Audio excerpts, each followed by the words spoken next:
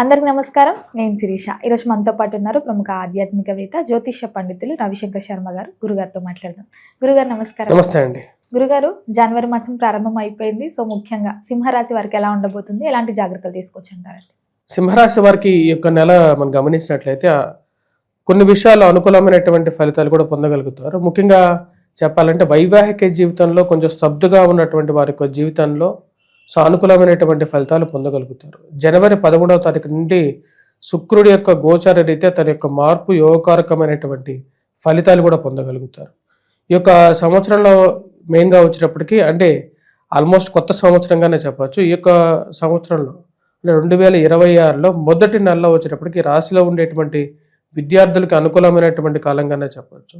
గురువు యొక్క సానుకూలమైనటువంటి స్థితి రాశిలో ఉండేటువంటి వారికి మెయిన్గా ఫ్రెండ్స్ అండ్ రిలేటివ్స్తో ఒక బెటర్ రిలేషన్షిప్ అనేది ఇవ్వగలుగుతుంది. అదేవిధంగా వచ్చేటప్పటికి పిల్లల యొక్క ఎదుగుదల సానుకూలమైనటువంటి ఫలితాలు కూడా ఇవ్వగలుగుతుంది.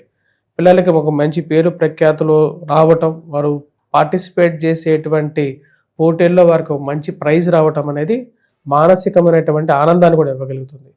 ఈ రాశిలో ఉండేటువంటి వారికి ఫైనాన్షియల్గా చాలా సపోర్ట్ అనేది పొందగలుగుతారు. ఈ యొక్క స్టార్టింగ్ జనవరి మంత్లో అనుకూలమైనటువంటి కాలంగానే చెప్పచ్చు. అదేవిధంగా వచ్చేటప్పటికి ఈ రాశిలో ఉండేటువంటి ఆరోగ్యపరంగా ఎవరైతే చిక్కులు సమస్యలు అనేవి కొంచెం, ఎందుకంటే గత నెల ఎలా ఉందో కొంచెం ఇంచుమించు అలాగే ఉంటుంది. మెయిన్గా వయోవృద్ధులు ఎవరైతే ఉంటారో, అంటే ఏజ్ ఓల్డ్ పీపుల్ ఎవరైతే ఉంటారో ఆరోగ్యపరంగా సమస్యలు ఎదుర్కొంటున్నటువంటి వారికి కొంచెం అలాగే ఉంటుంది. ఎందుకంటే ఈ రాశిలో ఉండేటువంటి వారికి జన్మరాశిలో కేతువు మరియు అదేవిధంగా సప్తమంలో రాహువు, అష్టమంలో శని సంచారం జరుగుతుంది. అష్టమ శని ప్రభావ రీత్యా కొంచెం జాగ్రత్తలు అనేవి తీసుకోవాలి. మెయిన్గా హెల్త్ రిలేటెడ్ విషయాల్లో జాగ్రత్తలు, ఇరుగు పొరుగు సఖ్యత విషయంలో అనుకూలమైనటువంటి విషయాలు కొన్ని ఏవైతే ఎవరితో అయినా ఏదైనా ఒక విషయం మాట్లాడేటువంటి విషయాన్ని అందరికీ షేర్ చేసుకున్నప్పుడు దానిలో కొన్ని జాగ్రత్తలు ఉండాలన్నమాట. ఆ విషయంలో ప్రతి విషయాన్ని ఓపెన్గా అందరికీ చెప్పడం వల్ల ఏమవుతుందంటే సీక్రెసీ అనేది ఉండదు. మన విషయాలే తెలుసుకొని మన మీద రివర్స్ అయ్యేటువంటి జనాలు ఉండేటువంటి ఈ యొక్క కాలం కాబట్టి ఆ విషయంలో జాగ్రత్తలు ఉండాలి. అదేవిధంగా అప్పు ఇచ్చేటువంటి విషయంలో, ఎవరికైనా డబ్బులు అప్పులు ఇచ్చేటువంటి విషయంలో ఈ రాశి వారు జాగ్రత్త ఉండాలి. ఎందుకంటే అష్టమంలో శని యొక్క దృష్టి ధనస్థానం మీద ఉందన్నమాట. సో డబ్బులు ఇవ్వటమే కానీ డబ్బులు తీసుకొచ్చుకోవడం అనేది వీళ్ళ వల్ల కాదు. అదేవిధంగా రిలేషన్షిప్లో కొంచెం బెటర్గా ఉంటుంది 13వ తారీఖు నుంచి. కానీ 13వ తారీఖు ముందు మటుకు కొంచెం జాగ్రత్తగా ఉండాలి. ఎందుకంటే రాహు యొక్క ప్రభావం అనేది ఉంది కాబట్టి రిలేషన్షిప్స్ విషయంలో కొంచెం జాగ్రత్తలు అనేవి తీసుకోవాలి. మరియు అదేవిధంగా వచ్చేటప్పటికి ఫైనాన్షియల్గా అసిస్టెన్స్గా కూడా మనం చెప్పాలంటే ఫైనాన్షియల్గా మూవ్మెంట్ ఎలా ఉంటుందంటే 13వ తారీఖు తర్వాత నుంచి కొంచెం ఫైనాన్షియల్ మూవ్మెంట్ అనేది, మొబిలిటీ అనేది వస్తుంది. డబ్బులు రావటం, ఖర్చు పెట్టడం అదేవిధంగా ఉంటుంది. కానీ ఫస్ట్ 2 వీక్స్ అనేది కొంచెం జాగ్రత్తలతో తీసుకోవాల్సినటువంటి టైంగా చెప్పచ్చు. మెయిన్గా బిజినెస్ చేసేటువంటి వారికి చాలా ఆచిచూచి వ్యవహరించాలి. భారీ ఇన్వెస్ట్మెంట్స్ కానీ ఎక్కడైనా పెడుతున్నప్పుడు వారి యొక్క స్వజాతకంలో ఎటువంటి గ్రహస్థితి నడుస్తుంది అనేటువంటి విషయాన్ని తెలుసుకున్న తర్వాత పెద్ద ఇన్వెస్ట్మెంట్స్కి వెళ్ళాలి. మేము కొంతమంది స్పెక్యులేషన్స్లో స్టాక్స్లో ఇన్వెస్ట్మెంట్ చేస్తుంటారు.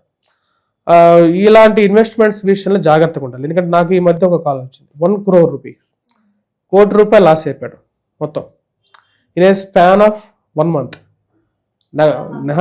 నెల లోపల ₹1 అప్ అయిపోయింది, ఉన్న సేవింగ్స్ అయిపోయాయి, మొత్తం ఆల్మోస్ట్ ఇంకా కేమ్ టు రోడ్ అన్నమాట.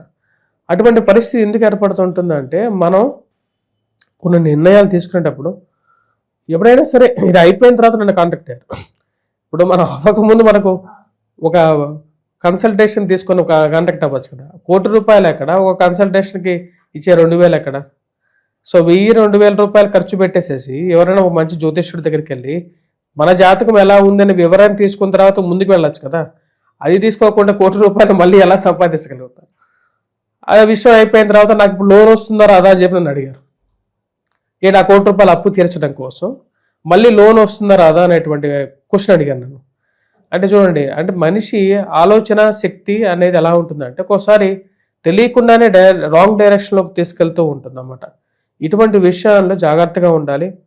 మెయిన్గా ఈ సంవత్సరం అంటే రాబోతున్నటువంటి 2026లో మొదటి నెలలో తీసుకోవలసినటువంటి మంచి నిర్ణయాలు ఏవైతే ఉంటాయో, అంటే జనవరిలో చాలా ఇంపార్టెంట్ డిసిషన్స్ తీసుకోవాలనుకుంటారు ప్రతి ఒక్కరు. కొత్త సంవత్సరం రాబోతుంది, కొత్తగా కొన్ని దురలవాట్లు వదిలేయాలి, మంచి అలవాట్లు మొదలుపెట్టాలి అని చెప్పి అనుకుంటారు. ఈ యొక్క సంవత్సరంలో ఈ రాశిలో ఉండేటువంటి వారికి అష్టమ శని ప్రభావం ఉంది కాబట్టి కొన్ని మంచి నిర్ణయాలు తీసుకోండి.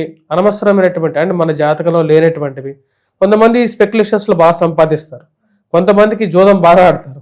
అందుకని చెప్పి మనం కూడా జోదం ఆడలేం. వారి జాతకంలో వారికి ఉన్నటువంటి టాలెంట్ ప్రకారంగా వారు సంపాదిస్తారు. మనం అందరూ చేస్తున్నారు కాబట్టి మనం అదే అందరూ టిఫిన్ సెంటర్లు పెడుతున్నారు కాబట్టి మనం కూడా టిఫిన్ సెంటర్ పెడితే మన టిఫిన్ సెంటర్లో ఎవరు తింటారు? మన టిఫిన్ సెంటర్లో మనమే తినాలి కూర్చొని. కాబట్టి మన జాతకంలో ఏముందో, మనం ఏం చేయాలనుకుంటున్నామో ఆ విధంగా మనం చేసుకుంటే జీవితం అనేది పరిపూర్ణం అవుతుంది, ప్రసన్నంగా ఉంటుంది. ఈ యొక్క మొదటి నెలలో వచ్చేటప్పటికి హెల్త్ పరంగా కొంచెం కాషియస్గా ఉండాలి. ఎందుకంటే మెయిన్గా వచ్చేటప్పటికి ఇంపాక్ట్ అయ్యేటువంటివి కాళ్ళకి, కీళ్ళకి, మోకాళ్ళకి నొప్పులు, జుట్టు రాలిపోవటం, సమస్యలు అనేవి కొంచెం ఎక్కువగా ఉంటాయి. అదేవిధంగా వచ్చేటప్పుడు దానికి తగినటువంటి జాగ్రత్తలు, పరిహారాలు అనేవి చేసుకోవాలి. వాటితో పాటు రిలేషన్షిప్స్ విషయంలో, ఎందుకంటే ఇవి జనరల్గా ఈ రోజుల్లో ఎక్కువగా చాలామందిని ఎఫెక్ట్ చేస్తున్నటువంటి ఇష్యూస్ ఏంటంటే ప్రేమ, దాని తర్వాత వైవాహిక జీవితంలో సమస్యలు. ప్రేమించుకున్నటువంటి వాళ్ళు విడిపోరా అనేటువంటి క్వశ్చన్కి పెద్ద క్వశ్చన్ మార్కే ఉంటుంది. అలా ఏం లేదు కదా. ఇప్పుడు ఎంతమందిని ప్రేమించుకుంటున్నారు? ఇప్పుడు వాళ్ళ జీవితంలో ఒకటే ఉంటున్నారా, లేకుండా ఉంటే వాళ్ళ వయసు పెరిగే కొద్దీ ఇంకొకరు కూడా రెండోసారి, మూడోసారి కూడా జరుగుతుంటుంది. మొదటిసారి ఎందుకు బ్రేకప్ అయింది అనే దానికి సెకండ్ టైం, ఫస్ట్ దానికి ఆన్సర్ అనేది ఉండదు జనరల్గా.